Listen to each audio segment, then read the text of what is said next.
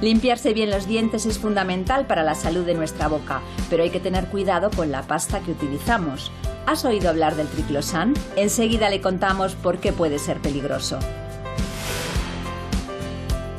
¿Se ha levantado con dolor de espalda? ¿Le cuesta caminar cuando aparece el dolor? Hoy hablamos de la ciática, cómo se trata y, lo más importante, cómo se puede prevenir, con el doctor Ángel Villamor. Saltamontes, grillos, gusanos. A partir de ahora ya se puede servir estos y otros insectos en los restaurantes. ¿Se animaría a probarlos? Puede ser un buen sustituto de la carne. Y hablando de alimentos, ¿sabían que La Rioja es la región donde se toma menos vino? ¿O que Canarias, la tierra del plátano, suspende en el consumo de fruta? Son datos sorprendentes del último informe de alimentación. Lo que triunfa en todas partes es el arroz. Redondo, largo, bomba, integral. Hay tantos tipos de arroz como formas de cocinarlo. Hoy aprendemos a reconocer el mejor arroz de la mano de un experto. Aquí empieza tu espacio diario de salud. Comienza a saber vivir.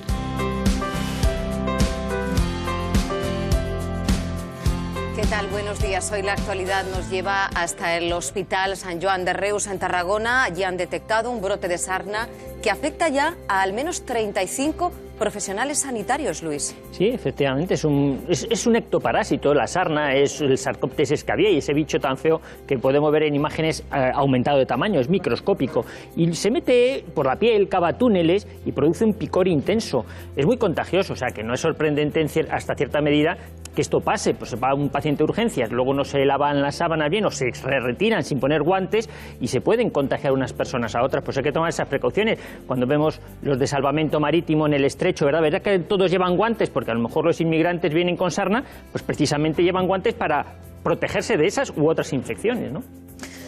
Bueno, y la actualidad también nos lleva hoy a hablar del virus que está detrás del SIDA, el VIH. Se acaba de presentar un test, doctora, de autodiagnóstico sin necesidad de prescripción médica. Hablamos de una infección que se sigue diagnosticando a día de hoy, que no hay que perder de vista. Se sigue diagnosticando, así es, Macarena. De hecho, en el año 2016 se diagnosticaron 3.353 nuevos casos de HIV. El 84% eran varones, con una edad media en torno a 36 años. Y se estima que en España hay entre 140.000 y 145.000 personas afectadas por la infección de HIV. Y el problema es que 1 de cada 5 no sabe que tiene la infección. Por eso el que ahora llega a las farmacias, bueno, pues es un kit para poder llegar, comprarlo y hacerte tú mismo el test si tienes HIV positivo o no. La verdad es que es un avance importante. Un avance importantísimo que va a facilitar sin duda el diagnóstico, lo va a hacer muchísimo más cómodo, ¿no? No hay que tenerle miedo al VIH. Recordamos que hoy en día tiene tratamiento. El arroz es un elemento esencial en nuestra dieta, pero ¿saben la mejor forma de cocinarlo para que engorde menos? Hoy en Saber Vivir, el truco del almidón en el arroz. Pues en los próximos minutos nos vamos a fijar en una sustancia una sustancia química que se encuentra en muchos productos que nos rodean en nuestra vida diaria y que puede tener efectos negativos en nuestra salud. Es el triclosan. El triclosan. ¿Dónde ¿sí? está el triclosan, Pues Luis? es un derivado fenólico. Los derivados fenólicos siempre tradicionalmente se utilizaban como desinfectantes, antisépticos. Y de hecho, el triclosan está presente en muchos geles de baño, lo vemos en el infográfico, en pasta de dientes, como hemos dicho en la noticia, en jabones de manos, geles de baño, en desodorantes, en maquillajes. Hay muchas sustancias que contienen esta sustancia, triclosan, que en sí misma es muy buen fungicida, es muy bacteriostático, es antibacteriano, es muy buen antiséptico, pero como todo, depende de la dosis, porque claro, si te pasas, puede ser tóxico. Claro, date cuenta que muchos de los sitios donde has dicho que están los geles de manos, pues nos los damos en las manos, sí, o los desodorantes. El problema es que las pastas de dientes también lo pueden llevar. Lo mejor es leer la composición. Si lo tienen que estar en los ingredientes y tenemos que ser conscientes que lo llevan. Pero nos explicaba Luis un poquito qué es el triclosan, nos lo van a explicar en más profundidad desde el CSIC. Hola. Bernardo, ¿qué es el triclosan? El triclosan es una sustancia química, un sólido blanco, más o menos similar a esto que tengo en este dial, ¿no? ¿Y esta sustancia dónde se contiene? Bueno, dentro de los objetos cotidianos, pues principalmente ahora mismo son en pastas de dientes y en colutorios, ¿no?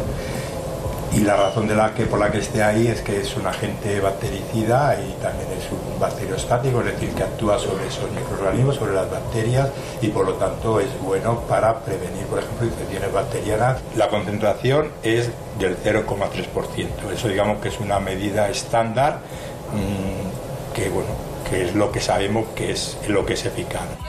Pero noticias recientes alertan del posible efecto perjudicial que tiene el triclosan.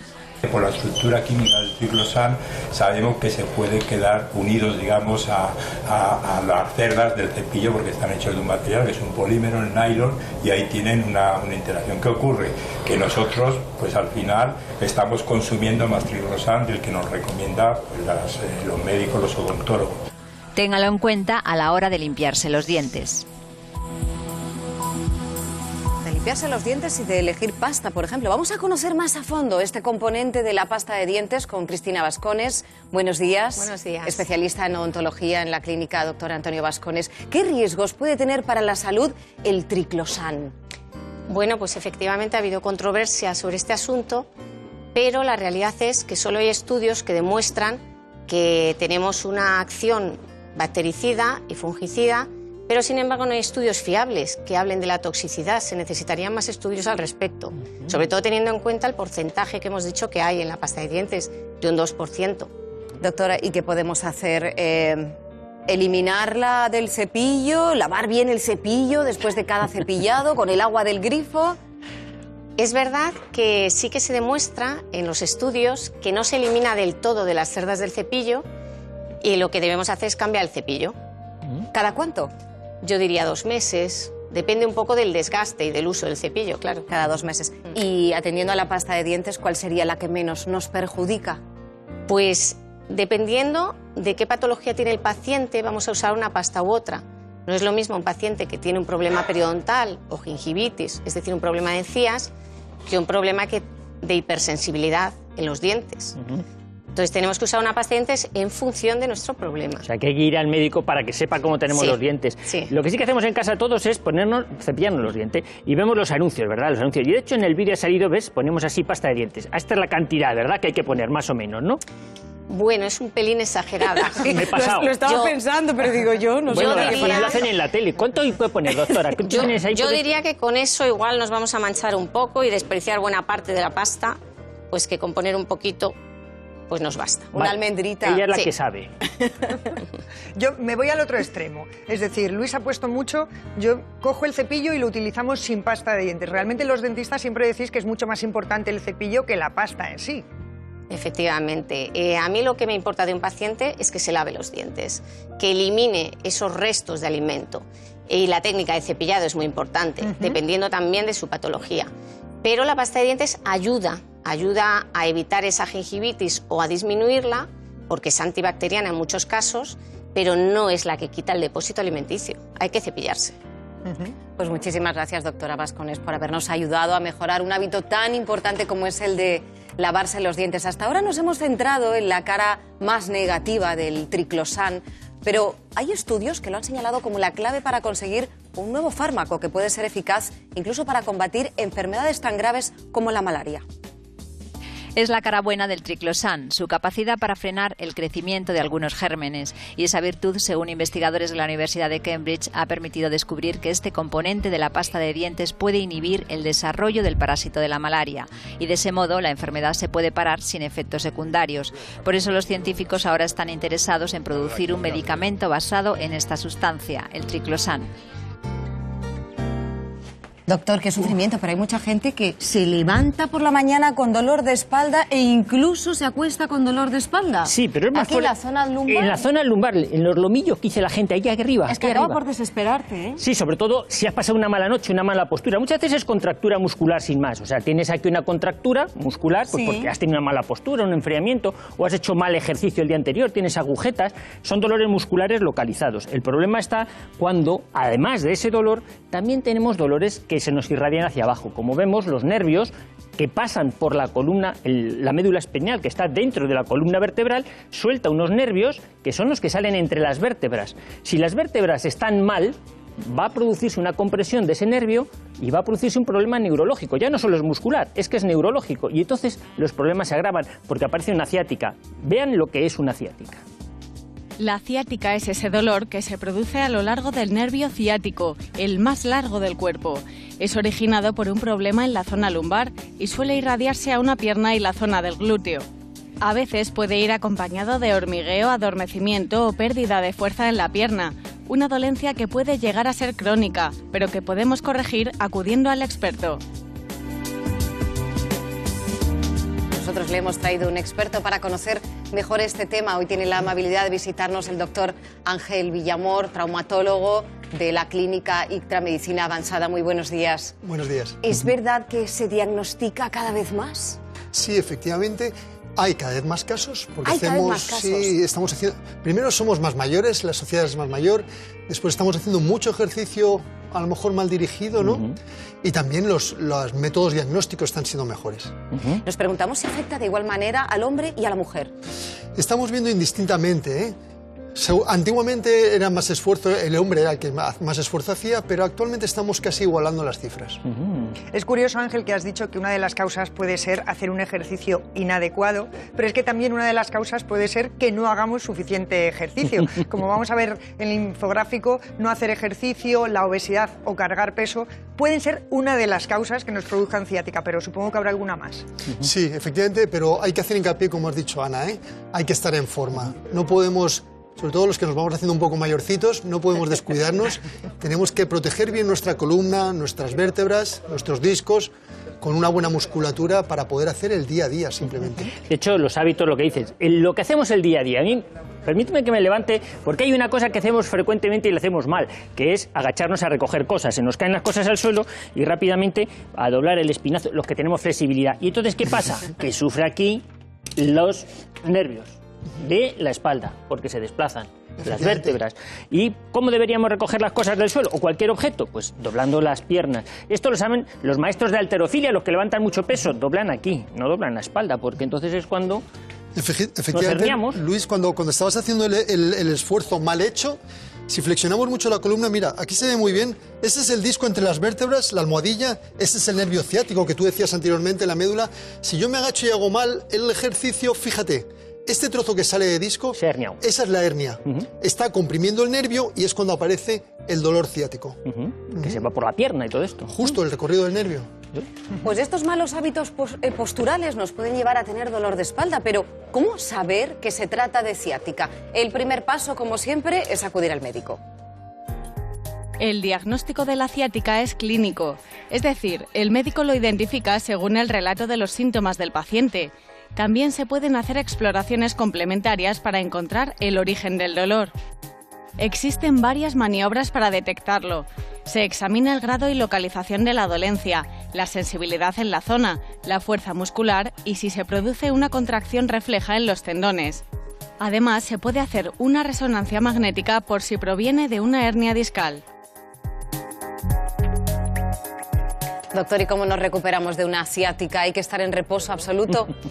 Bueno, el reposo siempre está indicado cuando tenemos un dolor o una inflamación, pero la ciática, como estábamos diciendo con Luis, cuando el trocito de disco se ha salido y está comprimiendo el nervio, hay que ponerle remedio. Se trata de una lesión neurológica o de un daño neurológico y no podemos esperar mucho con ese nervio comprimido.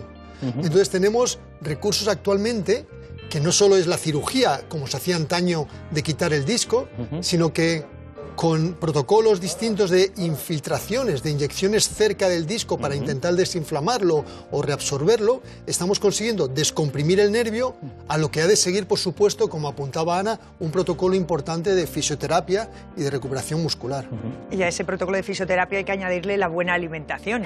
¿Por qué? Porque tú decías que hay que tener la faja lumbar en correctas condiciones. La mejor forma de tener ese músculo sano es tomando suficiente proteína. Pero además, cuando tenemos una ciática, nos mandan unas inyecciones que, si leemos la composición, tiene vitamina B1 y tienen vitamina B12. Bueno, pues esas vitaminas no solo nos las pinchan, sino que también las podemos tomar por boca. ¿Y dónde se encuentran? Pues fijaos, tenemos semillas de sésamo que son muy ricas. Estas que tenemos aquí son muy ricas en vitamina B1, pero además también están puestas porque son muy ricas en calcio. Si yo tengo los huesos fuertes, pues va a ser más difícil que tengamos, por ejemplo, artrosis o que se comprima el nervio. Tenemos huevo, el huevo es una de las mejores proteínas que hay, además tienen vitamina B12, y tenemos los omega 3. No nos tenemos que olvidar que los omega 3 son antiinflamatorios, y la ciática lo que nos está diciendo es que el nervio ciático está inflamado. Por tanto, si ponemos todo esto en nuestra alimentación y además perdemos peso, desde luego que nos va a ir muy bien.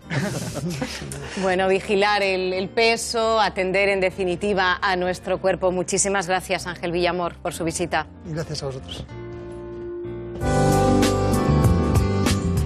El número de fallecidos en España por hipertensión se ha duplicado en los últimos 10 años, lo que supone el 30% de la mortalidad por dolencia cardiovascular. Así se desprende de un estudio publicado por la Revista Española de Cardiología. Los expertos alertan de la importancia de mejorar la prevención y con ello disminuir el número de fallecimientos en nuestro país.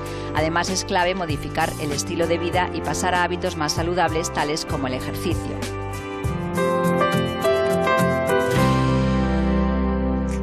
Bueno, es difícil ser una buena profesional muchas veces en cualquier momento de la vida. Lo hemos puesto difícil, ¿eh? Pero hoy lo están poniendo muy complicado. Yo sé que es por falta de costumbre, porque tenemos una sensibilidad adquirida, tenemos una cultura. En cuanto hagan un plano corto de lo que tenemos en la mesa, lo van a entender ustedes en casa. Yo me alegra que esta parte sea mucho más aceptable para esta parte del mundo. Nosotros aquí... Son alimentos que toleramos, que disfrutamos, por lo menos aquí en Europa. Tenemos costumbre de comer pues embutidos, curados, los callos también, o los caracoles. En Cataluña, en Francia, se consume muchísimo caracol. En otras partes del mundo dice, uy, qué asco, qué comida más asquerosa. Bueno, no hace falta irse muy lejos tampoco. Y no te digo nada, las gambas o el marisco. Yo siempre digo, qué hambre tenía que tener el primero que se comió un centollo. Pues bueno, es que claro, estamos acostumbrados a este tipo de alimentos, pero en otras partes del mundo son otros los alimentos que a lo mejor estos que tenemos se aquí. consumen. Atrévete, más. Ana. No, Atrévete a decir algo bonito de estas criaturas. Mira que yo como de todo, pero desde luego esto no lo voy a probar, ¿no? Porque no. Son gusanos, son insectos. Realmente comer insectos se llama entomofagia. Son pequeños grillos. Son como grillos fritos. La verdad es que desde el punto de vista nutricional pueden aportar muy buenas cosas, porque el componente mayoritario de estos insectos o de los gusanos son la proteína, y además tienen aminoácidos esenciales. Es verdad que tienen una digestibilidad en torno al 85%, que eso es menor que, por ejemplo, la digestibilidad de la proteína del huevo, que es del 98%, o la proteína de la leche, que es un 95%.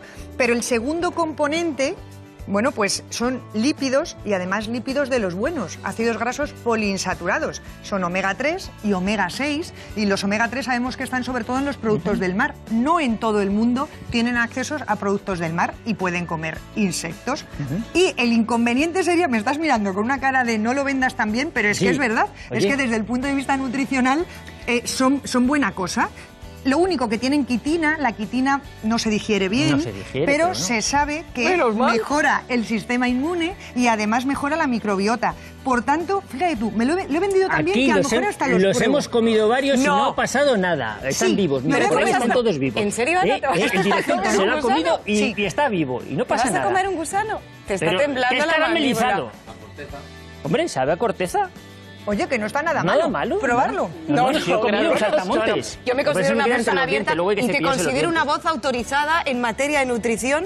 En otras materias, pero no me voy a animar. No me voy a animar. No está bueno, quién sabe si esta sensación, esta sensibilidad que nos provocan a personas como a mí los insectos está a punto de empezar a cambiar. No lo digo solo porque la Organización Mundial de la Salud los recomiende para acabar con el hambre en el mundo, sino porque este mes, además, es legal que en los restaurantes españoles los sirvan como parte del menú. Hasta ahora, descubrir un insecto en la comida solo era motivo para denunciar al restaurante. Sin embargo, hoy es posible encontrar a los llamados bichos como opción para degustar. Según la nueva legislación europea, ya es legal servirlos como comida, así que no se sorprendan si ven que hay hamburguesas de grillos o albóndigas de larvas para elegir en el menú. Lo que de momento no parece que vaya a cambiar es el desprecio que sentimos a la hora de valorarlos como alimento. Por una cuestión cultural, los expertos coinciden en que somos más afines a los platos tradicionales y alertan de que los insectos no son sustitutos de la carne porque su nivel de proteínas es mucho más bajo. No pienso besar a la doctora en unos días, que lo sepan ustedes, ¿eh? Pero si luego me lavo los dientes, no te preocupes. Menos mal, que tenemos buenos hábitos de higiene en este programa. Alguna como yo estará pensando donde esté un buen arroz, ¿verdad? Donde esté una buena paella. Hay tantos tipos de arroz como formas de cocinarlo. Hoy vamos a aprender a reconocerlos con Santos Ruiz. Buenos días, muchas gracias por venir y poner un poco de orden en esta mesa desordenada. Es gerente de la Denominación de Origen Arroz de Valencia, crítico gastronómico. Últimamente, así para empezar a hablar del arroz, se habla mucho del arsénico que tiene en estado natural y dicen que basta con lavarlo para retirarlo. ¿Esto? ¿Qué opinión le merece? ¿Es así? Si la mínima cantidad de arsénico que lleva el arroz tuviese algún efecto sobre la salud, yo lo lavaría. Pero como no tiene ningún efecto sobre la salud y el arroz es un producto absolutamente saludable, yo desde luego no me preocupo para nada de lavarlo. No, lo echamos aquí un poquito así para lavarlo.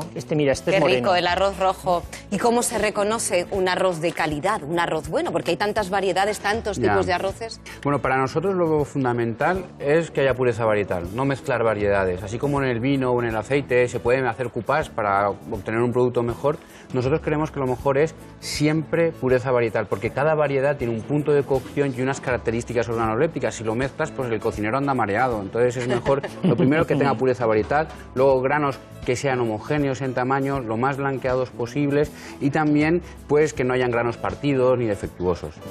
Santos, ¿qué tipos de arroces tenemos aquí? Porque decía yo que hay tantas variedades, no hay cientos de variedades. Pues tenemos muchos, efectivamente. Tenemos arroces de grano largo, arroces de grano redondo. Esta es la primera división. En España comemos el arroz de una forma... Vamos uno por uno, para ir reconociéndolos, entendiendo de qué estamos hablando. Vale. Esto parecen de grano largo. Sí, por ejemplo este también. Este es un arroz de grano largo. Sí. Los arroces de grano largo son los que se utilizan en la mayor parte del mundo. Ten en cuenta que en la mayor parte del mundo, cuando cocinan el arroz, lo hacen cocinándolo con agua. Es para ellos el arroz una guarnición, un acompañamiento. En España comemos el arroz de una forma muy peculiar y muy rara en el conjunto del planeta. Y es que nosotros cocemos los arroces con un caldo. Para nosotros el arroz es un conductor del sabor. No queremos que el arroz sepa arroz, queremos que el arroz sepa a paella o a bogavante, ¿no? Al guiso que hemos preparado. Curioso. Y por eso nosotros tenemos unas cuantas variedades muy atípicas en el mundo, que son esas variedades de grano redondo que absorben muy bien el sabor. Por ejemplo, ¿el arroz bomba? Por ejemplo, el bomba. Mira, nosotros en la Denominación de Origen Arroz de Valencia tenemos 3 que son de grano redondo y que absorben muy bien el sabor, que son las variedades de tipo Xenia, bomba y albufera. Y imagino que es porque absorbe más el sabor. Sí, absorbe más el sabor, pero luego... Esa es la gran característica del arroz, por ejemplo, bomba. Cada una tiene su peculiaridad. El bomba se ha hecho muy famoso, la verdad es que es un arroz de muchísima calidad, pero fundamentalmente porque resiste la sobrecocción. Cocinar el arroz es difícil, pero la paella encima es un milagro, ¿eh? Sí, es difícil, porque tienes que asegurarte de que el momento justo en el que el grano está cocido, el caldo del arroz se te haya evaporado. Y esto es una cosa como si no tienes mucha experiencia, bueno, pues el bomba te permite sobrepasarte 4 o 5 minutos de sobrecocción y no tiene ningún problema. Que no se me pase ese arroz que está en la esquina, el negro, que me llama muchísimo la atención. ¿Qué variedad es ese arroz? Arroz de Nere. Ese es un arroz en estado integral que tiene la característica de que el pericarpio, es decir, esa pielecita que rodea el grano blanco, es pigmentado. Y bueno, es curioso, además tiene un cierto olor aldehídico que cuando lo cocinas con agua pues tiene un sabor chulo. Pero nunca lo cocería yo con un caldo, siempre con agua.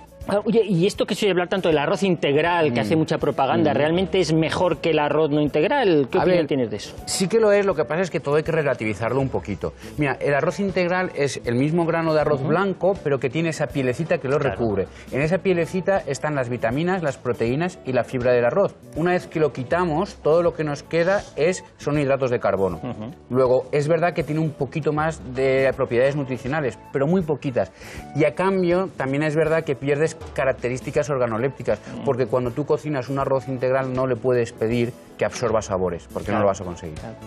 Y una de las características del arroz, sea cual sea, es su riqueza en almidón. De hecho, cuando lo cocemos, mira, yo tengo aquí agua de cocer arroz, se ve que es blanca y no le hemos echado nada, simplemente es el almidón de ese arroz, que tiene una peculiaridad. Se utiliza, por ejemplo, cuando tenemos diarrea o deposiciones líquidas, porque ese almidón absorbe muy bien el agua, es emoliente. Por tanto, es algo que si yo meto el dedo es líquido, pero que está ahí, que se ve, y tiene esa característica. Vamos a detenernos, si le parece, en las claves para cocer el arroz blanco. ¿Y quién mejor para orientarnos sobre esto? Pues un cocinero oriental. En este restaurante utilizan dos tipos de arroz, el japonés de grano redondo para el sushi y el basmati alargado para el Tres Delicias. Son expertos en arroz blanco, sus grandes servidores funcionan a pleno rendimiento todos los días. El primer paso para elaborar el arroz para el sushi es lavarlo bien, para que pierda el almidón. Este proceso es clave para que el arroz tenga la consistencia adecuada. Después de cocido el arroz, durante 1 hora, estamos añadiendo vinagre. Sí, eso. ¿Qué vinagre es este? Es una vinagre nuestro, bueno, ya preparados, viene varias cosas, tiene sabor ya preparados. Hay que mezclar bien poco a poco para que se suelta también el arroz. A continuación hay que dejar que el arroz se enfríe. Cuando se une al pescado debe tener una temperatura ideal de 8 grados. Tiene que apretarlo, pero que no sea tan fuerte para que se pega bien con el pescado y bueno, para que no se suelta. El arroz basmati se emplea para hacer otro clásico de la cocina oriental, el Tres Delicias. En este caso, el arroz primero se hierve y luego se fríe junto al resto de ingredientes. El resultado es un plato sencillo que todos podemos hacer en casa. Otro de los arroces que también podemos conseguir fácilmente es el llamado arroz vaporizado, que es este que tengo aquí. Bueno, este en concreto es de grano largo, yo creo, y tiene la particularidad, el arroz vaporizado, que lo ponen en remojo en torno a 60 grados y luego lo someten a un proceso de presión, de tal forma que esos nutrientes que tiene el pericarpo, lo que nos explicaba antes nuestro invitado, penetran en el arroz y quizá tenga más cantidad de proteína, por ejemplo, que el arroz blanco que está refinado. El problema, ¿verdad?, es que como está muy compacto, no se pasa, pero no absorbe los sabores, que es lo que queremos los españoles, como nos decías tú. Sí, además tiene una textura que se diferencia bastante de esa a la que estamos acostumbrados. Nosotros estamos acostumbrados a que los arroces hagan un bolo alimenticio muy cremoso, que sean sabrosos, que sean jugosos, para que absorban muy bien sabores. Y el arroz vaporizado es un arroz que tiene una textura muy firme, pero que luego cuando lo masticas se disgrega mucho en trocitos muy pequeñitos y nunca te da sabor. Pero este es fácil de cocinar, ¿no? Este es para manos torpes como las mías. Claro, porque no se pasa. Es decir, se puede nutricionalmente está bien, pero es verdad que la textura, como bien dice, ahí deja que desear. Y luego tenemos estos vasitos de arroz, que ¿quién no los ha tenido alguna vez en su casa? Porque son muy prácticos, que son el arroz precocido. Es decir, este arroz ya está cocido, simplemente es meter al microondas o calentar y tomarlo. La verdad es que nutricionalmente también es muy aceptable, pero es verdad que las características organolépticas, donde esté un arroz recién cocido... Sí, el arroz, en la industria agroalimentaria tenemos mucho que desarrollar. Es muy difícil hacer arroces preparados. Con otros productos, las legumbres, por ejemplo, es muy fácil, están muy buenas. Con el arroz es más complicado porque la textura del arroz una vez cocido es muy efímera. Antes o después, según las variedades, se va a ir degradando y hacer platos preparados con ella es muy difícil, la verdad. Santos, yo tenía delante el arroz rojo este que lo he echado aquí, la verdad es que me he quedado impresionado. Un arroz rojo de color. Sí. Dice, es un arroz ecológico, pero dice, puede contener trazas de gluten, soja, sésamo y frutos secos. El arroz rojo, ¿qué puede aportar o qué opinión te merece? Bueno, es un arroz integral. Nosotros le llamamos esos arroces pigmentados. Hay muchas variedades pigmentadas, unas son rojas, otras incluso son verdes, otras son, como el venere, negras o moradas. Piensa que tiene las mismas propiedades nutricionales que un arroz integral porque como mantiene el pericarpio, tiene un poquito más de proteínas, de vitaminas y de fibras que un arroz blanco. Santos Ruiz, muchísimas gracias por esta muy buena información con la que a partir de ahora vamos a disfrutar de un alimento tan nuestro como es el arroz. Gracias. ¿Sabían que el perejil o la cebolla no son recomendables antes de acostarse? ¿Cómo influye nuestra alimentación en el sueño? Mañana en Saber Vivir, lo que no debemos consumir antes de dormir. En las últimas horas hemos conocido una triste noticia para el mundo de la música. El cantante Neil Diamond ha hecho público que está enfermo de Parkinson, que abandona los escenarios. Recordamos que el artista ya tuvo que cancelar los últimos conciertos de su gira porque no se encontraba bien. Sin embargo, asegura que va a seguir escribiendo, va a seguir grabando canciones, porque la vida no se acaba, por supuesto, con el Parkinson, la vida sigue. Con su música nos despedimos, le dejamos con amigas y conocidas. Hasta mañana.